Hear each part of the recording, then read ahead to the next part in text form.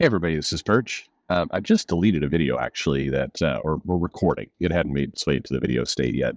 It's just a rambling mess. And I know. It's like, that's every video on this channel, Perch. Okay, yeah, I get it. But it is it didn't have a good structured point. It's kind of like, I don't know. I, I, I have a hard time getting myself to a position to do live streams again, but this would kind of be the rambling out of control live stream that maybe you could do. I think there's a group of people who listen to that and be like, oh, this is interesting stuff. Or, hey, this is just a fun, guys talking in a store.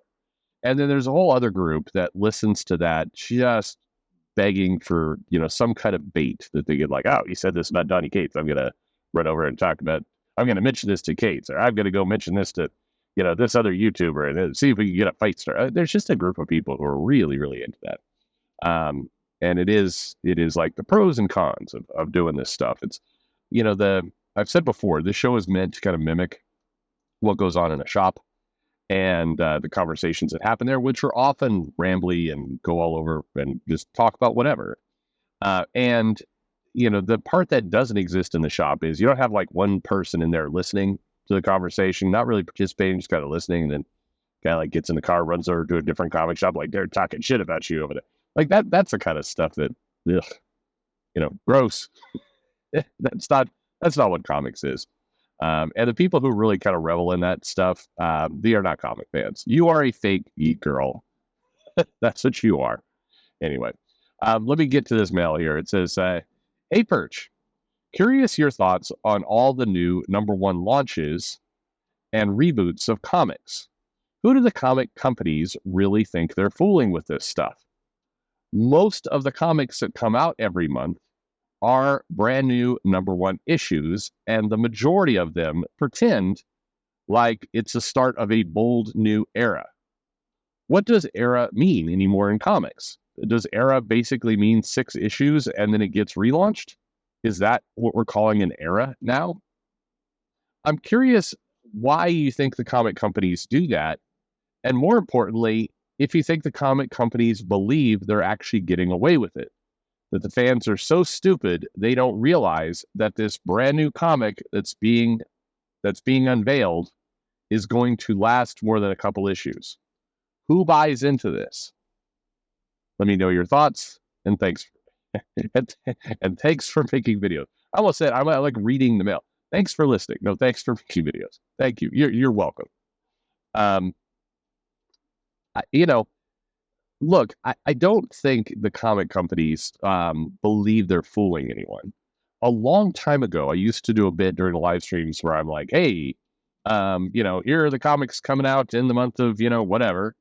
And here are the amount of comics in that list that are #1 issues. And it's like 30% of them. Out of curiosity, I did this the other day after I was done with the solicitations, and that number was hovering at just over 40%. Were #1 issues. And what's crazy about that is, if you think about it, it's basically saying that,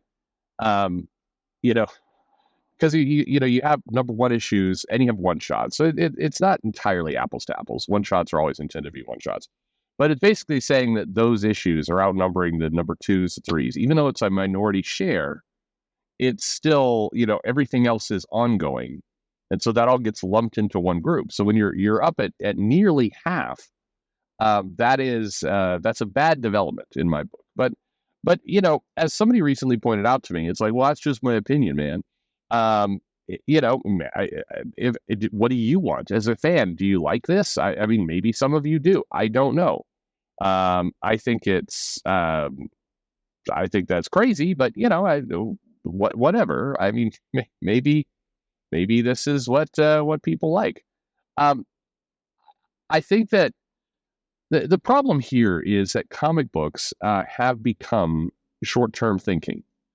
And I mean, that's the sad part of it all, is that there isn't a long-term belief in the business from the publishers, from the people making the comics.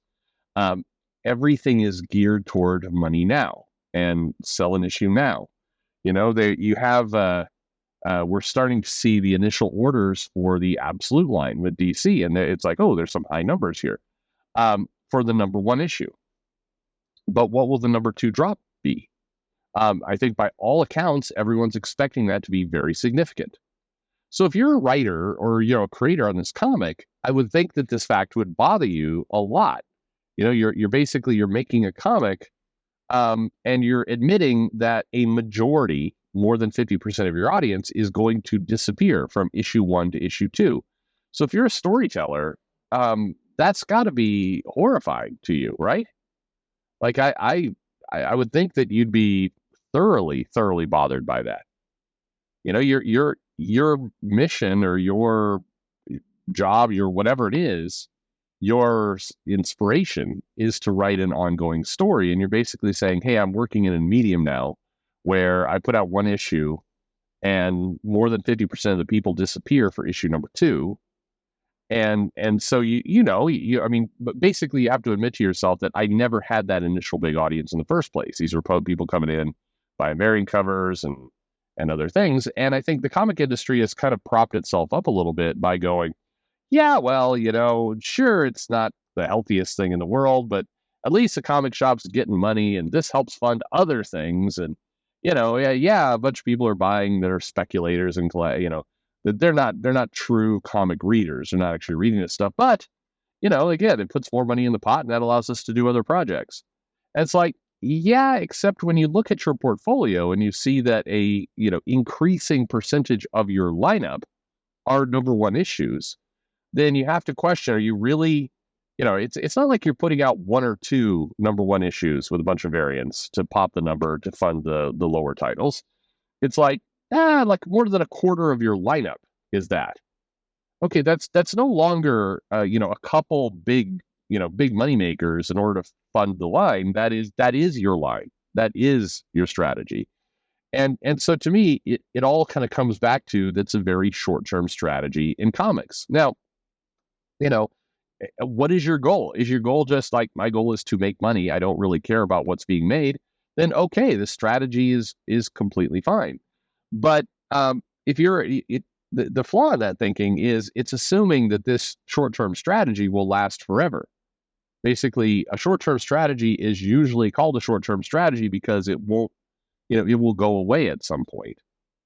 And here we've got, you've got, this has been going on for a decade now, more, of high loss leader type variants and number one reboots, brand new creative teams, and then severe drop off from issue 1 to issue 2. If you just remember back to those sales videos, I'm doing more of them, by the way. I don't know if that's good news for you or not. But going back to those sales videos, time after time after time, you would see high first issue, drop.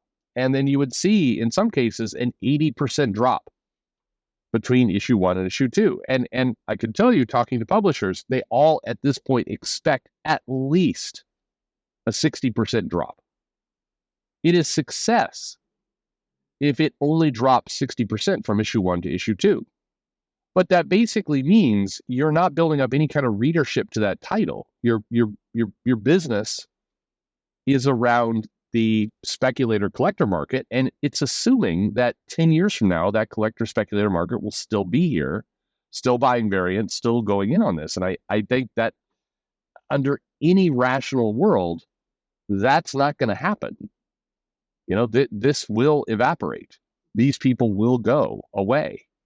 And when that happens, then you're left with your base. And if your base is 40%, you don't have a business at that point. I hope this all makes sense. That's the problem. So, all of this is extremely harmful. And I think depending on how you look at it from a business perspective, it's a very foolish strategy. From a creative, the spirit of creating something new, I have to feel like this is devastating. Again, if you're a writer and you're pouring your heart out into a comic and more than half your audience, poof, between issue 1 and issue 2, what does that say about you, about your work, about your ability to pull in people? And this isn't just the way the business works. Again, looking at sales videos, you look at something like, back when the Incredible Hulk, the Immortal Hulk series, the current Hulk series for that matter, by Philip Kennedy Johnson. But the biggest example of all this is, go look at The Walking Dead and what Kirkman did there. You do not have to accept a first issue, plummet in issue number 2. You can actually write a title where it picks up an audience, and that is the rational world. That's how comics should function. You should get people who get excited about your story, keep reading it, tell their friends, and then more people read it. You should see comics grow. The norm should be that comic numbers increase month after month. You'll have some attrition of people falling off, but you have more people coming in. If you've got a good story, if you've got something compelling, that is what happens. So the biggest indicator, the financial, numerical, factual indicator of this business and where it's at, is in the sales. It is in the month-by-month sales. That's what tells us our health. Anyway, I hope that helps. I again, but I don't. The comic publishers don't think they're fooling customers. Like I'd hope not. I have a hard time believing that any editor, even the dumbest one, is sitting there going, "Hey, we're gonna bill, this Moonstone comic as a brand new bold era #1, and people will think we're doing a real comic, but really we're only going to do it for 3 issues." And you have to be pretty damn stupid to believe that, and I don't think anyone believes that. I know the jokes, but no, nobody actually believes that's true. Nobody thinks anybody's fooling anybody. They're just addicted to the collector speculator market. That's where it's at. Anyway, thanks for listening.